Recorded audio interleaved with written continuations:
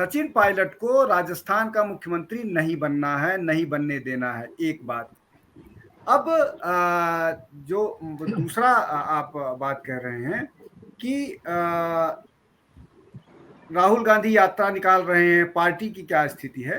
देखिए, एक बात हुई, मैंने अपने पिछले जो पहली बार बात कही तो ये कहा कि एक स्ट्रैटेजी के तहत उन्होंने एमएलए को इंस्टिगेट किया रिजिग्नेशन के लिए। मतलब मेरा अपना मानना है कि इंस्टिगेट किया, अदरवाइज 90 लोग अचानक वो करने के लिए नहीं आते हैं। दूसरी तरफ भी तो गेम हो रहा है। तो वो लोग भी तो अपने हिसाब से कोशिश कर रहे हैं, रणनीति लगा रहे हैं, दबाव बना रहे हैं, 20 लोगों को भेज रहे हैं, बात करा रहे हैं, और एक चिट्ठी भी लिखी गई कि नहीं, गहलोत की गलती नहीं है। देखिए, अब इसमें एक और चीज है जिसको मुझे लगता है कि हमको ध्यान में रखना चाहिए कि इस सारे डेवलपमेंट के बाद कहीं ऐसा ना हो कि अल्टीमेटली सारे नेता कांग्रेस के ये बोले कि ना ना ना ना, ये हमारी आपस की झगड़ा ये कभी नहीं निपटेगा, और कांग्रेस को अगर एक रखना है तो हमको किसी गांधी के नाम पर ही सहमति बनानी पड़ेगी, और अगर राहुल नहीं मानते हैं तो हमको प्रियंका के नाम पर सहमति बना लेनी चाहिए। अगर ये हुआ, अगर ये मामला बन के आता है तो इसका मतलब ये हुआ कि गांधी फैमिली ने अपनी रणनीति, अपना दांव बढ़िया से खेला, और उन्होंने अपने चेले को, मतलब सॉरी चेला शब्द अपने मोहरे को, जिस हाँ चेहरे को, मतलब उसमें अशोक गहलोत को बढ़िया ढंग से इस्तेमाल किया। अब गांधी फैमिली अशोक गहलोत को एंटेगनाइज क्यों नहीं करना चाह रही है? आप ये सोचिए कि दो ही प्रदेश हैं नॉर्थ में जहां इनके पास सपोर्ट बेस है, फाइनेंशियल सपोर्ट है, नॉर्थ और सेंट्रल ऑफ द कंट्री, मतलब के वो मान लीजिए छत्तीसगढ़, और दूसरा राजस्थान, थोड़ा सा झारखंड में है लेकिन वो मिनिस्क्यूल सा है। तो आपको पैसे का सपोर्ट और सब वो जब आपकी राहुल जी की भीड़ आएगी तो वो कौन देगा? छत्तीसगढ़ से उतना भीड़ आ नहीं सकता है, राजस्थान ही एक ऐसा है, और राजस्थान में भीड़ कौन लेके आएगा, पैसे से कौन सपोर्ट करेगा? वो है अशोक गहलोत। तो अशोक गहलोत को नाराज ना करना गांधी फैमिली की मजबूरी है, और अशोक गहलोत इसको समझते हैं। इसीलिए अगर वो विरोध कर रहे हैं, अगर वो अपनी ताकत दिखा रहे हैं, तो वो एक समझ रहे हैं कि जितना मैं उलझा हुआ हूं उतना यात्रा के कारण गांधी फैमिली भी फंसी हुई है। मतलब ये इस तरह की स्थिति है। तो मुझे अभी लग रहा है कि ये मामला, ये जो सारा हड़कंप मचा हुआ, ये बड़ी अजीब सी स्थिति है दोनों के लिए, दोनों खेमों के लिए। लेकिन उन सब के बावजूद मुझे लग रहा है कि अशोक गहलोत ने अपने कार्ड्स बहुत स्ट्यूट पॉलिटिशियन की तरह बहुत बढ़िया से खेले, और अभी की सिचुएशन में ये लग रहा है कि उन्होंने चारों खाने पूरे को, सारे कांग्रेस के सारे नेताओं को, उसमें चाहे मल्लिकार्जुन खड़गे हो, चाहे वेणुगोपाल हो, सबको उन्होंने चित्त किया है, और एक बढ़िया नेता की तरह जो हमेशा से हो रहे हैं। एक और बात मैं बता दूं, जब किसी भी पार्टी में किसी आदमी को फेस बना करके चुनाव लड़ा जाता है तो उसको ये मान के चला जाता है कि वो अपना मुख्यमंत्री होगा।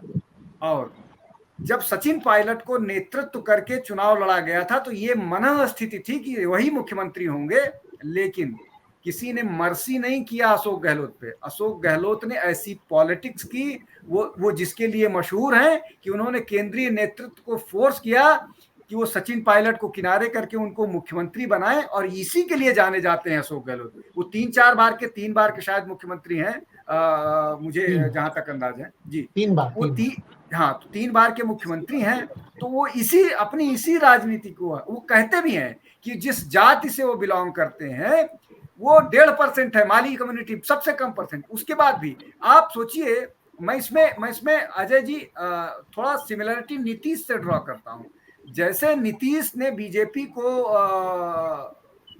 धोबिया पछाड़ जो हमारे यहाँ बोला जाता है दिया था, और अलग अलग हो गए, और वो मुख्यमंत्री बने रहे, और बीजेपी का ऑपरेशन लोटस जो है कामयाब नहीं हुआ, वैसे ही और उनका भी वोट बैंक ऐसा ही है, 1% 1.5% वाला।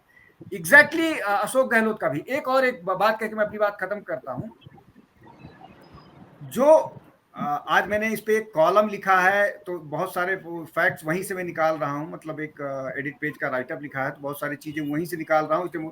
देखिए, इसमें एक बहुत महत्वपूर्ण बात तो ये है कि कांग्रेस के नेता, जो मैं अपने पिछले उसमें कह रहा था कि अब गांधी फैमिली से स्ट्रेंथ नहीं ड्रॉ कर रहे हैं, गुलाम नबी आजाद अलग हो गए, तो अभी की परिस्थिति में अगर ये लगेगा कि मुझे बहुत ज्यादा डील का कोई खराब डील मिल रही है, तो अशोक गहलोत भी अपने आप को एक अलग एंटिटी बना करके और वो केंद्र की राजनीति में बाकी लोगों से अलायंस कर सकते हैं। ये मेरा वो है कि ये हो सकता है, इस तरह का उनके दिमाग में है, इसलिए कि राजस्थान में ही वो जो कुछ है वही है अभी भी सारे, उसके बावजूद उनके साथ सारे एमएलए खड़े हैं और सचिन पायलट के साथ 12-13 या मैक्सिमम 18 एमएलए। जी अजय जी, सॉरी अगर मैंने